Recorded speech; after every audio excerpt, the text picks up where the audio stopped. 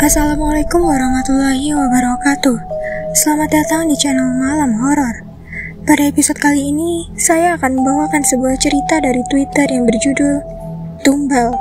Sebelum lanjut, untuk mensupport kita dengan konten horor menarik lainnya, jangan lupa tekan tombol like dan juga subscribe, serta aktifkan lonceng notifikasinya agar tidak ketinggalan cerita lainnya.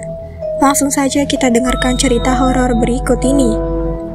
Kakinya digerogoti sampai memunculkan bau yang tidak sedap. Sore itu, sepulang dari bekerja, Mamat diajak oleh omnya yang sudah setahun belakangan ini istrinya terkena penyakit aneh. Mas Sultan namanya. Istri Mas Sultan bernama Mbak Dea. Dia sudah setahun ini sakit dan juga belum sembuh, walaupun sudah berikhtiar mencari pengobatan di mana saja. Mbak Dea tidak bisa berjalan. Dia hanya bisa terbaring di atas kasur. Penyakitnya ini disebut-sebut telah menguras banyak harta milik Mas Sultan. Karenanya dia mencari banyak informasi terkait penyembuhan yang bisa dia dapatkan untuk menyembuhkan sang istrinya.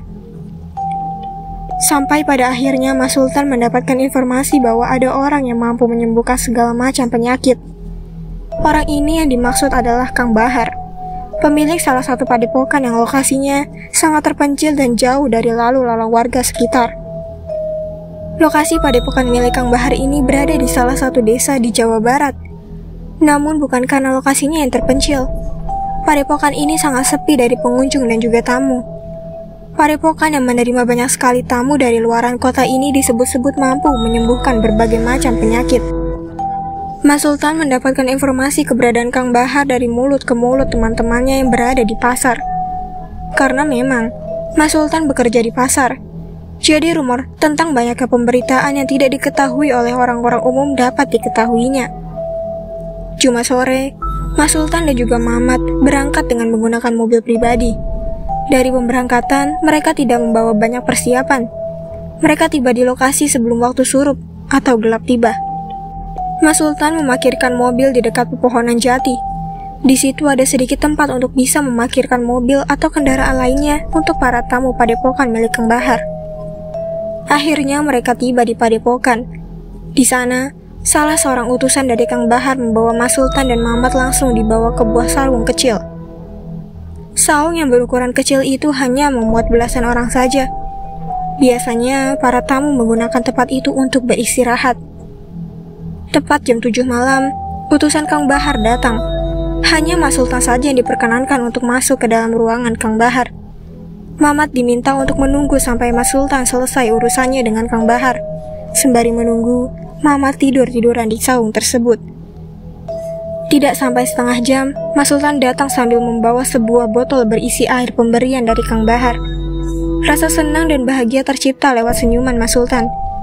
Dia meminta kepada Mamat untuk cepat-cepat pulang dengan tujuan memberikan air pemberian dari Kang Bahar kepada istrinya. Mereka berdua meninggalkan padepokan. Keesokan harinya Mamat terkejut saat melihat istri dari Mas Sultan yang sudah bisa berdiri tegak tanpa bantuan alat apapun. Mamat seperti berada dalam mimpi. Terkesan sangat aneh, namun nyata untuk dilihat. Entah bahagia atau bingung yang dia rasakan saat itu. Namun ada sesuatu yang berbeda dari raut wajah Mbak Dea. Raut wajahnya sangat dingin. Senyumnya yang menyeringai begitu ngeri untuk dipandang. Hari berikutnya, Mamat dan kedua orang tuanya dikejutkan dengan suara teriakan serta tangisan kencang dari Mas Sultan dari rumahnya. Mereka bertiga langsung berlari ke arah Mas Sultan. Betapa terkejutnya Mamat saat melihat pemandangan yang sangat luar biasa membuatnya mual. Mbak Dea yang baru saja kemarin sembuh dan bisa berdiri dengan tegak, kini kedua kakinya membusuk hanya dalam satu malam. Bau busuk yang menyerbak perlahan-lahan memenuhi ruangan sempit tersebut. Mas Sultan meminta bantuan kepada kedua orang tua Mamat. Mereka juga merasa kebingungan terkait langkah apa yang harus diambil. Akhirnya Mamat mencoba untuk mencari ustadz desa yang bisa memecahkan masalah ini. Sampai akhirnya dia menemukan seorang imam musola bernama Abah Hasan. Mamat kemudian menceritakan terkait apa yang terjadi kepada Mbak Dea terhadap Abah Hasan. Awalnya Abah Hasan tidak percaya dengan cerita Mamat yang menyebut bahwa Mas Sultan sudah meminta bantuan kepada seseorang yang ternyata adalah seorang dukun yang berada di ujung desa nan jauh di sana. Saat Abah Hasan tiba di rumah Mas Sultan, dia terkejut dengan keadaan Mbak Dea. Kakinya seperti digerogoti oleh sesuatu. Abah Hasan kemudian meminta kepada Mas Sultan untuk memberikan air pemberian dukun tersebut. Mas Sultan memberikan air tersebut kepada Abah Hasan. Abah Hasan segera membacakan beberapa ayat ruqyah untuk membuktikan bahwa air yang diberi dukun tersebut adalah air yang penuh akan tipu muslihat setan. Perlahan, warna kemerahan muncul seperti darah. Bau anyir tercium dari air tersebut. Abah Hasan pun segera membuang air itu ke tong sampah. Istrimu mau ditumbalkan dengan air yang kau sebut sebagai air obat ini, jelas Abah Hasan. Terus gimana, Mbah? Kaki istriku membusuk begini, pinta Mas Sultan. Abah Hasan meminta kepada Mas Sultan untuk memberikan istrinya dengan air garam. Tujuannya adalah agar sesuatu yang menggerogoti kedua kaki istrinya menghilang dan lekas sembuh. Mas Sultan segera mentaati permintaan dari Abah Hasan.